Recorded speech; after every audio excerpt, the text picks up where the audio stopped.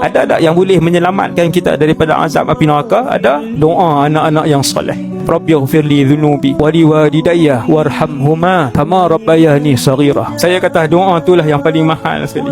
8.45 malam anak kita baca. 8.45 malam kubur kita terang. Dia tak ada delay. Kena reti. Ada anak 5 orang kena bagi reti. Reti dengan Islam. Sebab anak bila dia berdoa walaupun dia fasik sampai waktu itu juga. Sebagian ulama sebut bila anak baca doa orang akan mai dekat kubur alam barzakh. Ayah dia, mak dia bawa mai hadiah. Anak kamu bawa mai. Tuan-tuan bayang tiap-tiap jam anak dia sebut, tiap-tiap jam dia dapat hadiah. Sebab apa? Anak dia sebut tiap-tiap jam. Rabbighfirli dhunubi wa liwalidayya warhamhuma kama rabbayani saghira. Allah bawa mai. Dan bila anak-anak dia doa kat dia, orang bawa mai hadiah kat dia, dia kata anak aku bawa mai lagi hadiah. Anak aku bawa mai lagi hadiah hari ni. Itulah hadiah anak-anak yang paling berharga di alam barzakh bila mereka mendoakan ibu dan ayah mereka.